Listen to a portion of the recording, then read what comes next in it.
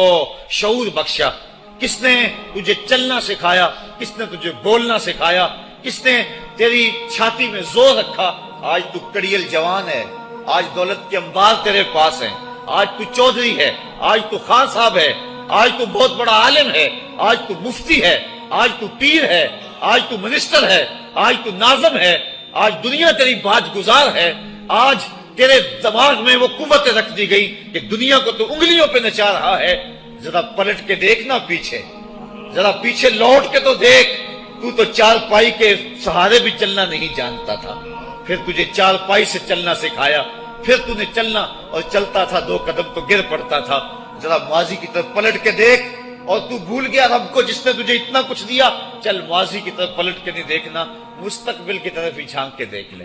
ایک وقت پھر دوبارہ تیرے اوپر ایسا آئے گا، پھر تیری بولتی بند ہو جائے گی، پھر تیرا چلنا بند ہو جائے گا۔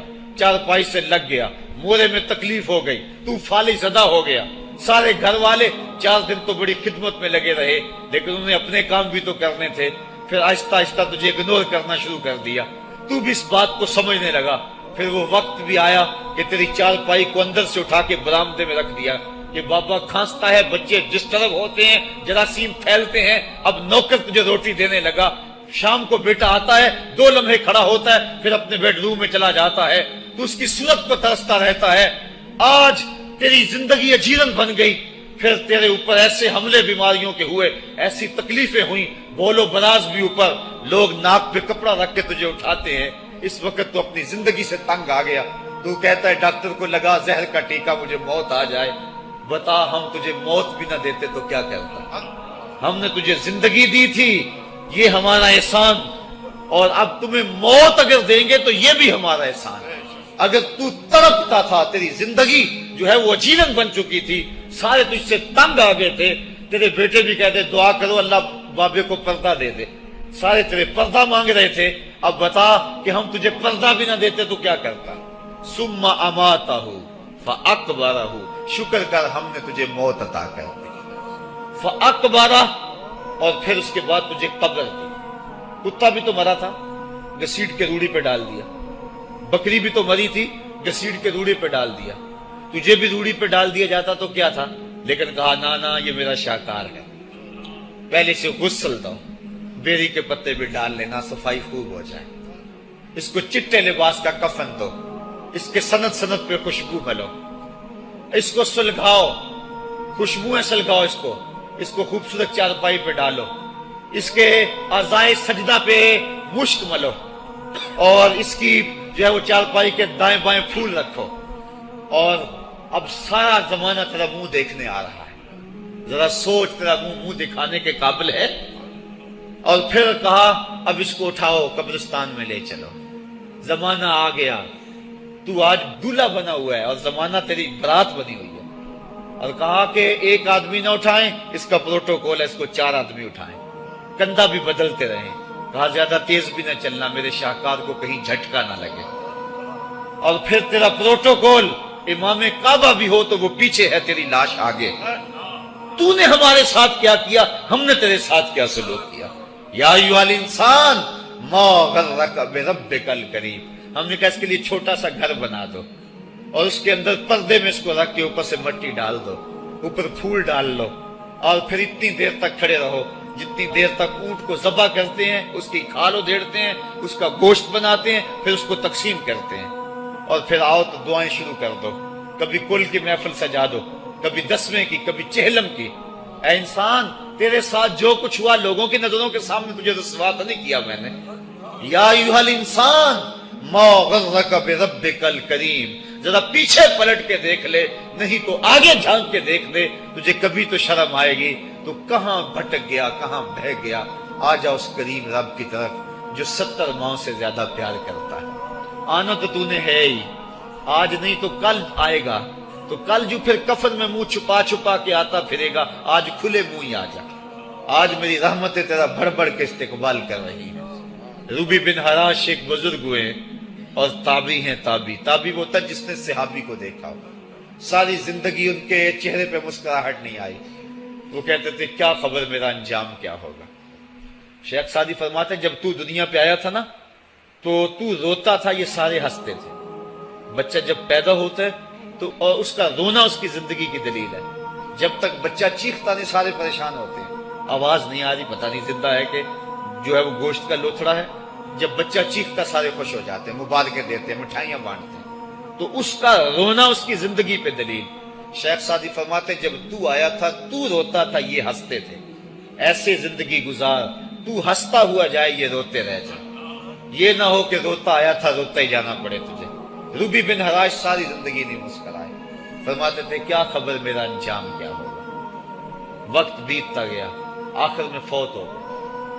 ان کا بھائی ربی بن حراش غسال کو بلا لایا کہ میرے بھائی کو غسل دو۔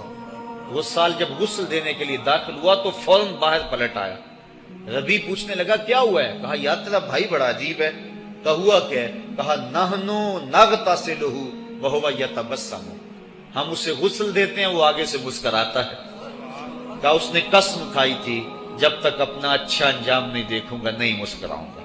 اس کو امام ابو نعیم نے حلیہ میں لکھا، روز الانف کے اندر امام سہیلی نے لکھا، قاضی ایاز مالک اندلسی نے شفا میں لکھا، اور اسی کو امام جلال الدین سیوطی علیہ رحمہ نے جو ہے وہ الخصائص الکبریٰ میں لکھا۔ کہا یا تیرا بھائی بڑا عجیب ہے، ہم اسے غسل دیتے ہیں وہ آگے سے مسکراتا ہے۔ تو اس نے قسم کھائی تھی جب تک اچھا انجام نہیں دیکھوں گا نہیں مسکراؤں گا۔ آج اس نے اپنا اچھا انجام دیکھ لیا تبھی تو مسکرا رہا ہے۔ 12 لوگوں کے 2 گروہ بن گئے۔ ایک کہنے لگے کہ یار یہ ویسے گڑی ہوئی بات ہے، بلا کوئی بندہ مرنے کے بعد بھی مسکرا سکتا ہے۔ ایک گروہ کہتا ہے یار بندہ بڑا اچھا تھا، ہو سکتا ہے کہ مرنے کے بعد مسکرایا ہو، زندگی تو اس نے دکھ سے گزاری لیکن بعد میں تو سکھ ملا ہوگا۔ اتنے میں انہیں غسل دے دیا گیا اور لوگ اکٹھے ہو کے ان کے گھر آ گئے، انہیں کفن دے کے پٹڑے پہ ڈال دیا گیا۔ ربی بن حراش نے جب لوگ باتیں کر رہے تھے، کوئی کہہ رہا تھا صحیح ہے کوئی کہتا ہے غلط تھا، تو اس نے کفن سے ہاتھ باہر نکالا اور لوگوں کو کہا السلام علیکم۔ لوگوں نے کہا وعلیکم السلام، اتتکلم بعد الموت، عجیب بات ہے مرنے کے بعد باتیں کر رہے ہو۔ قال نعم اتکلم بعد الموت، کہا ہاں ہاں میں مرنے کے بعد ہی باتیں کر رہا ہوں۔ عرش فرش تے بانگا ملیاں تے مکے پہ گیا شور، بلے شاہ سا مرنا نہیں تے گور پیا کوئی ہور۔ فَلَنُحْيِيَنَّهُ حَيَاتًا طَيِّبَةً، ان کو حیات طیبہ بخش دی جاتی ہے جو اللہ کے نام پہ اپنی زندگی گزار دیتے ہیں۔ میرا رب کہتا ہے کہ میں ان کو مرنے نہیں دیتا، ان کو ستھری اور پاکیزہ زندگی دیتا ہوں۔ اور اقبال کہتا ہے فطرت ہستی شہید آرزو رہتی نہ ہو، خوب تر پیکر کی اس کو جستجو رہتی نہ ہو۔ موت کو سمجھا ہے غافل اختتام زندگی، یہ ہے شام زندگی صبح دوام زندگی۔ تو کہا ہاں ہاں مرنے کے بعد باتیں کروں۔ لوگوں نے کہا بتا پھر تیرے رب نے تیرے ساتھ سلوک کیا کیا؟ تو ربی جو فوت ہو چکا ہے کہتا ہے استقبلنی ربی غیر غضبان واستقبلنی بروح و ریحان۔ کیا پوچھتے ہو، اس کے قدرت والے چہرے پہ کوئی غصہ نہیں تھا، اس نے روح و ریحان کے پھولوں کے ہار میرے گلے میں ڈالے۔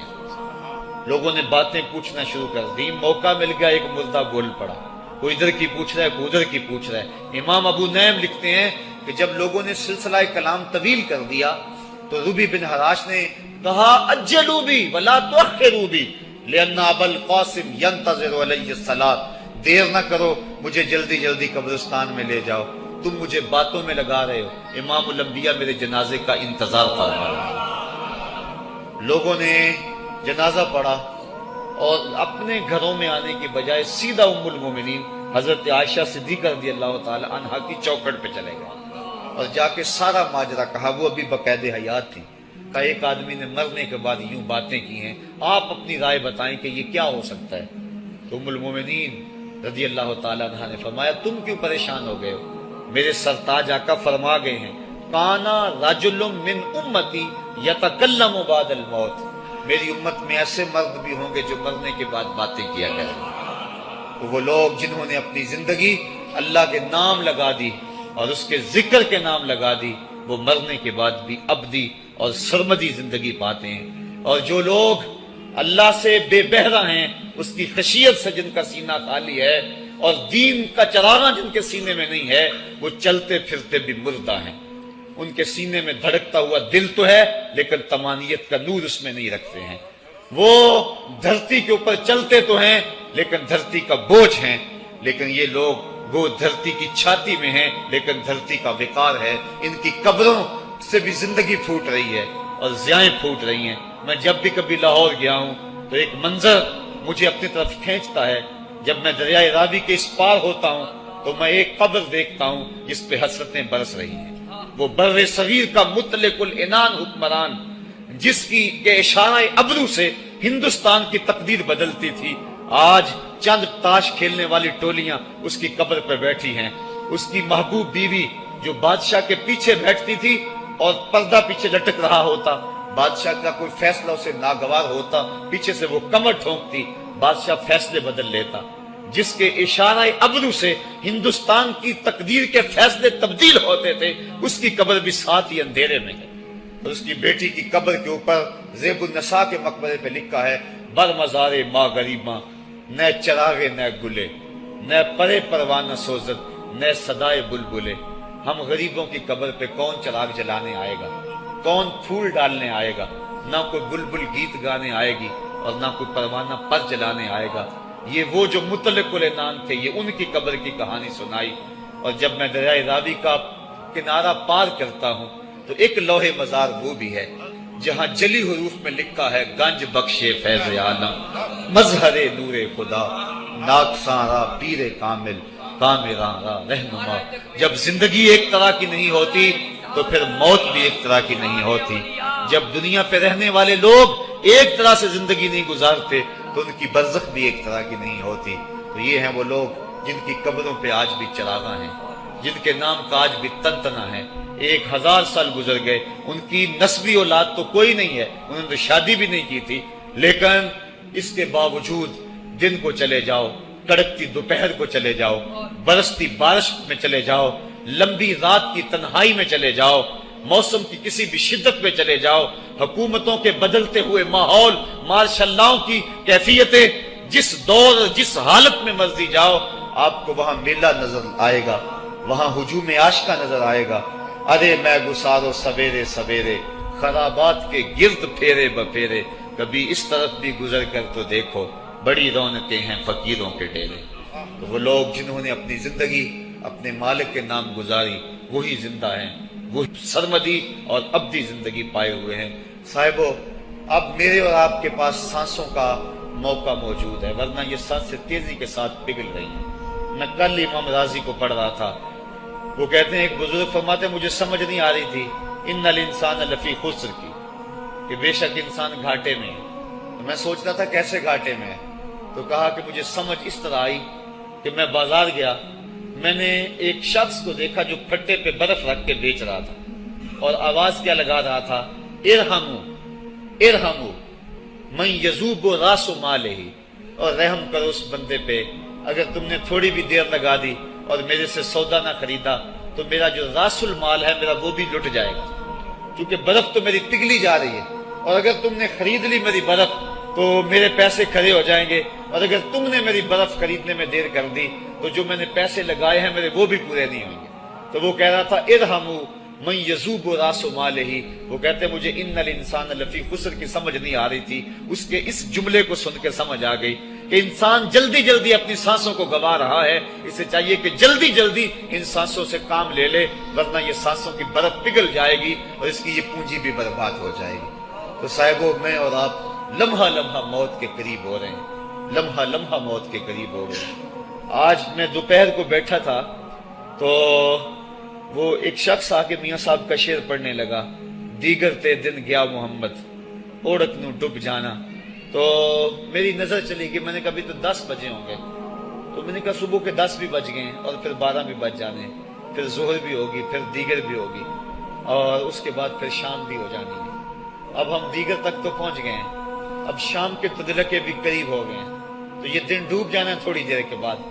یہی مثال ہماری زندگی کی ہے، کوئی دوپہر تک آ گیا ہے، کوئی چاش تک آ گیا ہے، کوئی ظہر تک آ گیا ہے، کوئی عصر تک آ گیا ہے، اور کسی کی زندگی کا سورج بالکل غروب ہونے کے قریب آ گیا ہے۔ صاحبو، پتہ کوئی نہیں کہ ہمارا اگلا قدم کہاں ہے۔